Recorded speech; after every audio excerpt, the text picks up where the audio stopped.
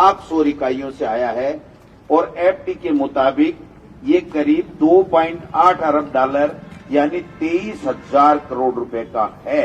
ये पैसा किसका है, ये राहुल गांधी जी पूछना चाहते हैं। राहुल गांधी जी कह रहे थे कि आपका अडानी से क्या संबंध है, विदेशों में आपके साथ क्यों जाते हैं, जब आप विदेश जाकर के वापस आते हैं तो तुरंत ही वो विदेश में क्यों जाते हैं या पहले क्यों जाते हैं, और विदेश के जितने भी अच्छे कॉन्ट्रैक्ट हैं, लाभ के कॉन्ट्रैक्ट हैं, वो सारे के सारे अडानी के कंपनियों को क्यों मिलते हैं।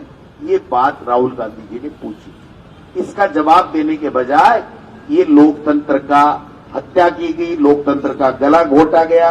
और मैं समझता हूं कि जो फैसला किया गया है ये हमारे देश के लोकतंत्र को कलंकित करने वाला फैसला है। आज देश और दुनिया में सब लोग ये कह रहे हैं कि ये ऐसे नेता को, जिसकी दादी और पिता इस देश के लिए शहीद हो गए, ऐसे नेता को डिस्क्वालिफाइड करना, और वो भी इसलिए करना कि 23,000 करोड़ का मामला, भ्रष्टाचार, अडानी और मोदी के संबंधों के बारे में पूछना, और ऐसे आपराधिक मामले में 2 वर्ष की जो सजा मैक्सिमम है, जो देश के कानून में आज तक किसी को नहीं मिली, वो इनको दी गई। तो आप समझ सकते हो कि किस प्रकार से ये खेल कैसे चला और कैसे इन्होंने अडानी को बचाने के लिए और अपने संबंधों को उजागर नहीं करे, इसके लिए ये षड्यंत्र किया गया है। अब मैं यही कहना चाहता हूं आप सब लोगों को कि राहुल गांधी जी ने कल प्रेस कॉन्फ्रेंस की, मैं भी दिल्ली था, उन्होंने कहा सत्य को दबाया नहीं जा सकता है, मुझे डराया नहीं जा सकता है, मैं किसी से डरता नहीं हूं, मैं जेल की परवाह नहीं करता, मैं किसी चीज की परवाह नहीं करता, मैं ये घोटाला उजागर करके रहूंगा, मोदी और अडानी के संबंधों के बारे में पूछता रहूंगा। 20,000 या 23,000 करोड़ रुपए जो अडानी की सेल कंपनियों में आए हैं, ये किसके हैं, इसको बेनकाब करके रहूंगा, इस भ्रष्टाचार को उजागर करके रहूंगा। और मैं समझता हूं कि जिस भाषा का इस्तेमाल राहुल गांधी जी ने किया है, उससे कहीं 10 गुना ज्यादा भाषा का इस्तेमाल जो कल प्रियंका गांधी जी ने कहा कि किस प्रकार से नेहरू जी की आलोचना करना, नेहरू सरनेम क्यों नहीं लगाते, मीर जाफर कहना, पिता के बारे में सवाल खड़े करना कि इनका पिता कौन है, ये इस तरीके की बातें करने के बावजूद हमने कभी भी न राहुल जी ने न किसी ने इनके ऊपर मुकदमा नहीं किया और इस तरह की बात नहीं की।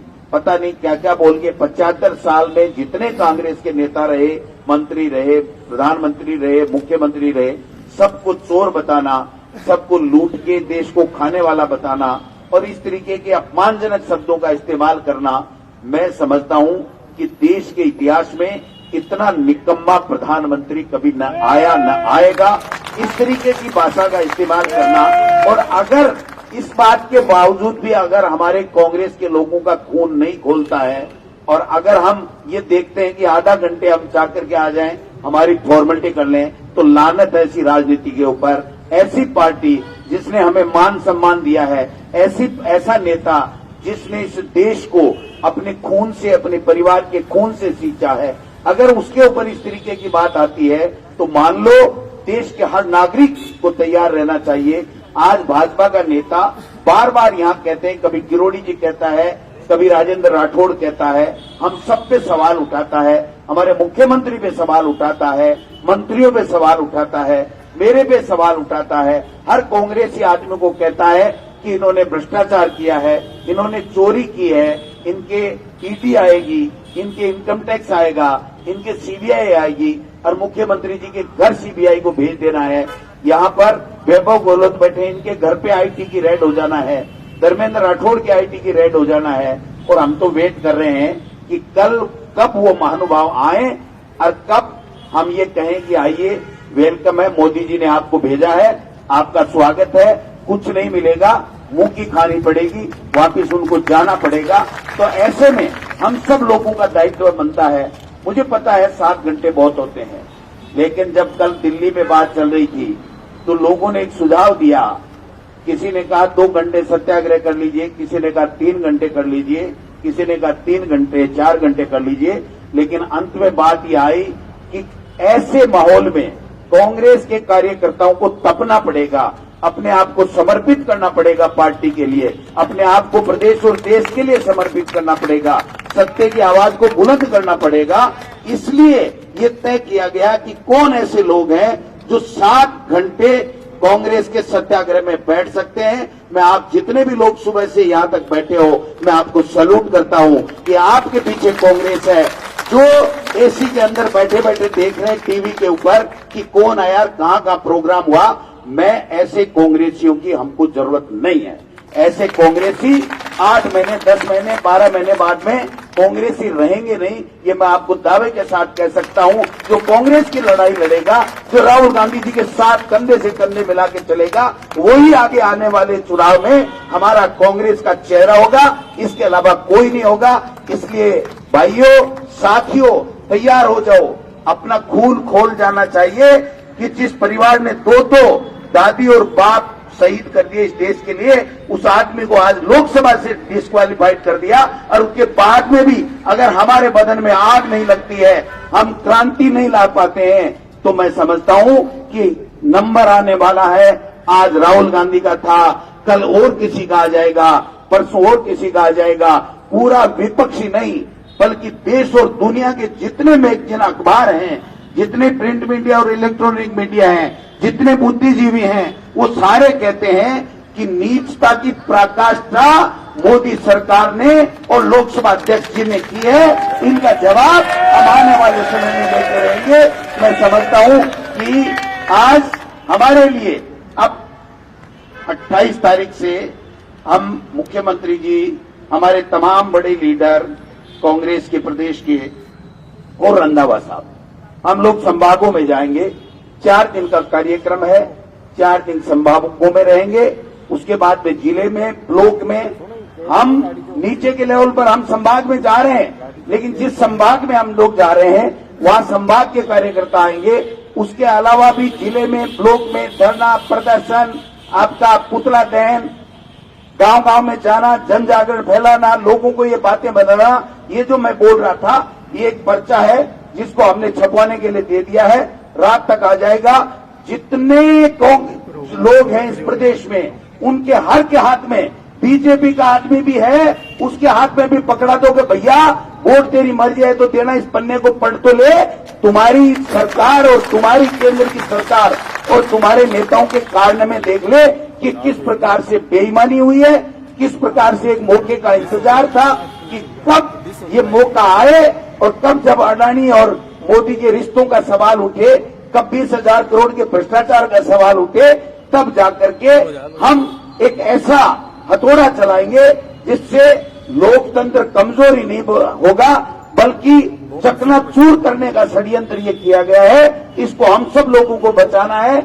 आने वाला समय कांग्रेस पार्टी का है, कांग्रेस पार्टी के उन तमाम कार्यकर्ताओं, नेताओं का है जो सुबह से शाम तक, रात में, दिन में, जहां भी जाते हैं कांग्रेस की बात करते हैं। आज गोविंद डोटासरा हो, चाहे प्रताप खाचरियावास हो, चाहे कोई और नेता हो, किसी के गलतफहमी है कि मेरे में झड़ निकलती है, उसमें नहीं, ये कांग्रेस है जिसकी वजह से हम यहाँ भाषण दे रहे हैं, जिसकी वजह से हम बच के बैठे हैं। और उसके बावजूद भी अगर हम लोग कार्यक्रम कांग्रेस का नहीं कर पाते हैं, अगर हम आंदोलन की बात करते हैं, आंदोलन नहीं कर पाते हैं, तो ऐसे लोगों को आज छुट्टी मान लीजिए। गोविंद डोटासरा जब तक प्रदेश अध्यक्ष है, कांग्रेस का आला कमान का जो भी संदेश आएगा 101% अक्सर से सर को पूरा करना पड़ेगा।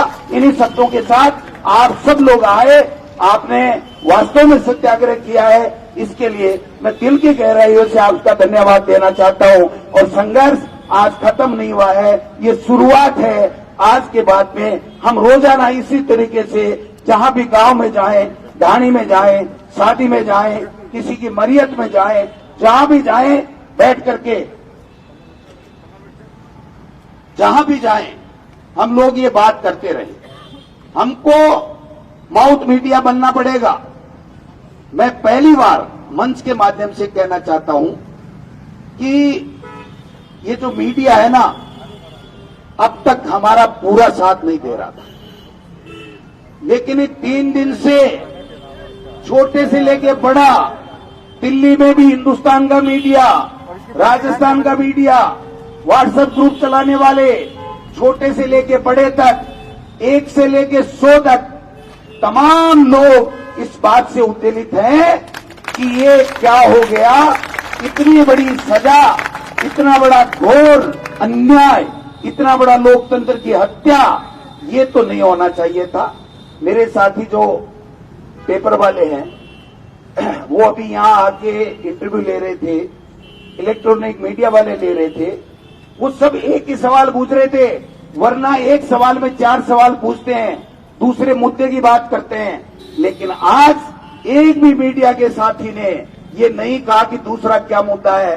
उन्होंने कहा राहुल जी की इस प्रकार से सदस्य डिस्क्वालीफाइड कर देना, उनको लोकसभा से अयोग्य घोषित कर देना, ऐसा क्या कर दिया उन्होंने, ऐसी क्या बात कर दी। अरे भूल गए वो लोग, बीजेपी के लोग भूल गए 2G spectrum, Colgate, Manmohan Singh ji पे किस किस तरीके की CAG की रिपोर्टें फर्जी बनाई गई, किस तरीके से राहुल गांधी जी के ऊपर आरोप लगे, किस तरीके के राजीव गांधी जी के ऊपर आरोप लगे, कितने सोनिया जी पे लगे, कितने मंत्रियों पे लगे, और एक भी आदमी ऐसा नहीं बचा जिसके ऊपर उन्होंने झूठे इल्जाम नहीं लगाए।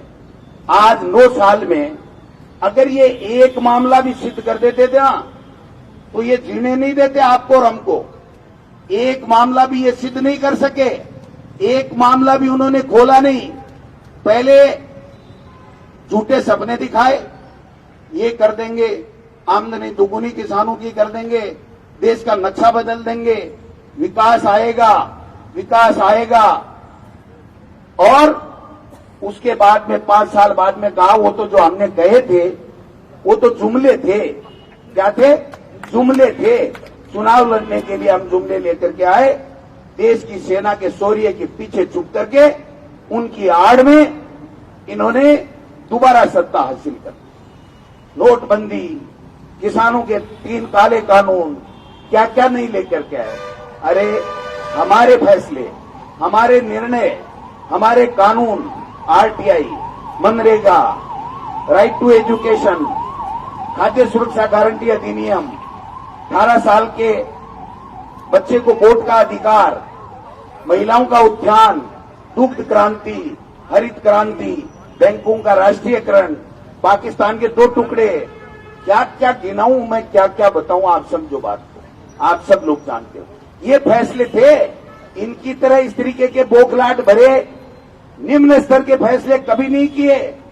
अभी जो वक्ता कह रहे थे कि किस प्रकार से वाजपेयी जी बीमार हो गए, उनको विदेश में भेजा गया सरकार का भारत की ओर से प्रतिनिधि बना के, जबकि वो विपक्ष में थे, कि उनका इलाज सरकारी खर्चे पे हो सके। कहां कांग्रेस पार्टी और उसके नेताओं की सोच, और कहां इनकी सोच कि राहुल गांधी दिखना नहीं चाहिए, राहुल गांधी बोलना नहीं चाहिए।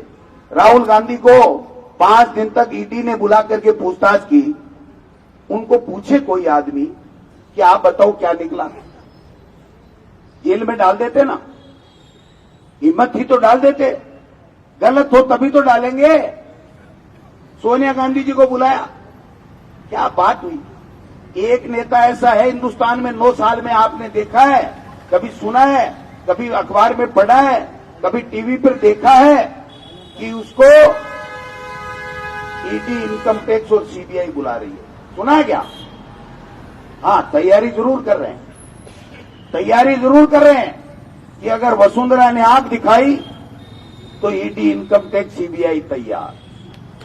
अगर गडकरी ने आंख दिखाई तो ईडी, इनकम टैक्स, CBI तैयार।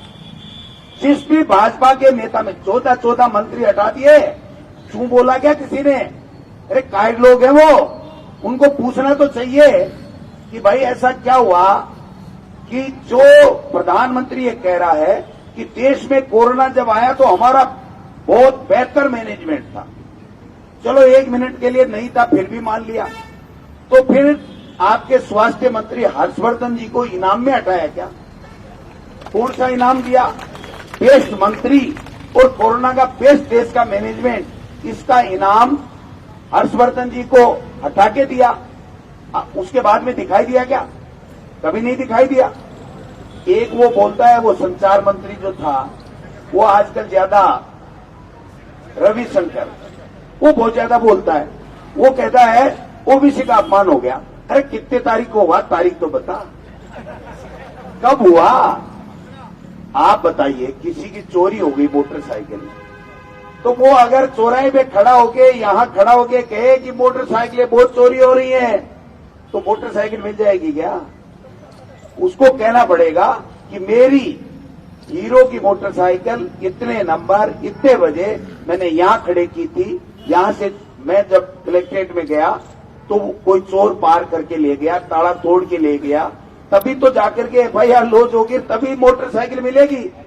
कब की 2000 की घटना, अगर आपने उसके बाद में, तो भाई साहब आपने कितने चुनाव, लोकसभा का उसी टाइम तो चुनाव चल रहा था, तब की तो बात है। फिर उसके बाद में कहा, आज तक लोकसभा में, राज्यसभा में, किसी भी मोदी जी के भाषण में एक शब्द भी आया क्या कि 2019 को जो राहुल गांधी जी ने बोला था वो ओबीसी का अपमान था, ओबीसी जाति का अपमान था? बोला कभी? अचानक आज आ गई ये ओबीसी। हम नहीं है क्या ओबीसी? मोदी जी का पता ही नहीं ओबीसी है कौन सी, सीसी है भाई? ओबीसी है, सीसी है, पता नहीं भाई, मैं नहीं जानता। ये मोदी मेरे आसपास नहीं होते, मेरे तो महाजन होते हैं मोदी। ये कौन से मोदी है ये जाने, इनका काम जाने, हम उनके हैं। हाँ, हमारे सुरेश मोदी जी है तो पक्का महाजन है भाई, ओबीसी को नहीं। अब कौन सा ओबीसी है नहीं है मैंने पता को नहीं, मैं भी टिप्पणी में को नहीं करना चाहूं, लेकिन मैं ये पूछना चाहूं कि मोदी जी ठाको अपमान कै तारीख ने हुए हो, कितना बजे हुए हो? पागे सागे अपमान कर वाला कौन कौन लोग आया, कौन सी गाड़ी में आया, कहीं पर आया, किया अपमान कर उठा क्या में गया? यही तो होता है। मैं तो वकील हूं भाई, कि मेरे को मारने आए, कौन कौन आए, ये आए, इतनी गाड़ी लेके आए, इतने हाथ में पर्चा था, बंदूक थी, भाला था, लाठी थी, तीर था, कमान था, क्या था? तभी तो पता चलेगा। केवल ध्यान अटकाने की राजनीति कर रहे हैं कि ये अडानी वाली बात भूल जाए, ओबीसी वाली में लग जाए। ये ओबीसी है ना, तुमको नानी याद दिला देगी। ये ओबीसी समझ चुके हैं, आप जनरल भी समझ चुके हैं कि थोड़े भाषण देते हैं, थोड़ी बातें करते हैं। और महेश जी भाई साहब कह रहे हैं कि और संडाया जाए, 4 मिनट और है। 10:01 पे मैं आ गया था, 5:01 पे पीछा छोड़ूंगा, पहले नहीं छोड़ूंगा। आपने अच्छा किया, याद दिला दिया, वरना मेरे को फिर 5 मिनट दोबारा खड़ा होना पड़ता। तो मैं ये कहना चाहता हूं, टाबरिया बोलिया कि एक बार 5 मिनट पानी पेशाब गिरो, मैं क्यों फिर तो मजा ही गिर करो जैसी, मैं क्यों पानी कम पी लियो, मैं इसलिए चिंता करवा की जरूरत को नहीं। जब तक दृढ़ निश्चय नहीं होगा, जब तक एम लेके नहीं चलेंगे, मैं गारंटी शुदा कहता हूं कि रिजल्ट नहीं आएगा। हम सब मिल करके, मैं एक की बात नहीं कह रहा, एक से किसी से राज नहीं आता है, हम सब मिल करके, तमाम लोग एकजुटता के साथ में, अगर जो ये गलत काम इन्होंने किया है, जो नीचता का काम किया है, जो पूरे देश के लोकतंत्र का अपमान किया है, एक मुद्दे को भी लेकर के अगर गांव गांव ढाणी ढाणी में चलेंगे तो इनको बचाने वाला नहीं मिलेगा, इनको घुर छुपने के लिए घुर नहीं मिलेगी। आप मैं बताइए, राहुल गांधी जाते हो घुर जानो ने? राहुल गांधी तुम संघर्ष। भाई जी, राहुल गांधी जी तो संघर्ष कर रहे, अब आपा नहीं करना है। राहुल गांधी जी घुर होती है कि छुपके, कि जो टीला होता है ना, उसमें पहले तो खोदते हैं हाथ से और फिर छिप जाते हैं। जब बच्चे थे ना, तो बच्चे पढ़ने के लिए जाते थे तो घरवालों से कहा आज तो जाएंगे नहीं, तो जो टीले का खेत होता था उसमें पहले तो खोदते थे घुर, और फिर अंदर छुप जाते कि कोई देख नहीं ले, वरना कहते का फलाने वाला बेटा वहां खेल रहा था, वो स्कूल नहीं गया। तो घुर काम आती है, जानवर भी खोदते हैं। और हम जब बच्चे थे तब भी हम घुर खोद करके छुपने का काम करते थे, जब नहीं जाना होता था, स्कूल नहीं जाना होता था। और मेरे इलाके में बहुत टीले हैं, बहुत वो ऊंचे ऊंचे टीले हैं, तो वहां घुर भी अच्छी खोदी जाती है। तो इनको छुपने के लिए घुर नहीं मिलेगी, आप देख लेना। समझ गए बात को? तैयार हो? तैयार हो? संघर्ष करो। मत देखो आज मेरो जिसोर हो रहे मन यह लाग रहा है कि वास्तव में राहुल गांधी जी जके लोगों के लिए, मां लोगों के लिए, देश के लोगों के लिए 4000 किलोमीटर पैदल चलो, बिको असर राजस्थान में, देश में कांग्रेस के लोगों में देखने को मिल रहे हैं। सारा लोग उत्साह से बैठे हैं। ये जो हमारी बहनें हैं ना, ये भी नहीं गई, ये रोजे से हैं। अब जाकर के रोजा खोलेंगे, आप समझिए पानी भी नहीं पीता, आप ही हो ना, फिर भी नारे लगा रहे हो। यही ऐसे लोगों की जरूरत है हमको तो ऐसे लोगों की जरूरत है, ऐसे कांग्रेस के कार्यकर्ताओं की जरूरत है। और मैं आपको दावे के साथ कह सकता हूं, जो काम करेगा 101% उसको काम मिलेगा, उसको इनाम मिलेगा, उसको आगे बढ़ने का कांग्रेस के लिए मौका मिलेगा। इसलिए पुनः आप सब लोगों को मैं धन्यवाद देना चाहता हूं और यही कहते हुए अपनी बात समाप्त करता हूं कि ये संघर्ष लंबा चलेगा, क्योंकि चोर बड़े नामी गिरामी हैं, बहुत ज्यादा दांव पेच जानते हैं। तो जो दांव पेच ज्यादा जानते हैं उसको पकड़ने के लिए केवल उनके पीछे खोज लगाने से कुछ नहीं होगा। जितने वो दांव पेच जानते हैं उससे ज्यादा दांव पेच लगाने पड़ेंगे, उनको पकड़ना पड़ेगा, ठिकाने लगाने पड़ेगा, थाने तहसील में जमा कराना पड़ेगा, तब जाकर के देश में शांति बहाल होगी। इन्हीं शब्दों के साथ आप सब लोग आए, आपका बहुत बहुत धन्यवाद, शुक्रिया। जय भारत, जय गांधी। गांधी जी को माला चढ़ा करके माला चढ़ाएंगे ना, आप सब लोगों का बहुत बहुत धन्यवाद। Thank you. Professor CB Yadav ji, प्रदेश अध्यक्ष राजीव गांधी पंचायती राज ने भी सूद की माला सत्याग्रह के दौरान बनाई है। मुझे आदेश किया है अध्यक्ष जी को और हमारे मंत्री महोदय को देंगे। एक बार आप सब लोग खड़े रहेंगे, राष्ट्रगान करें होगा। सब लोग यहीं खड़े रहें, जितने भी हमारे कांग्रेस के कार्यकर्ता यहाँ हैं यहीं खड़े रहें, राष्ट्रगान होगा। सेवा दल के मैं साथियों से आग्रह करूंगा, पधारें।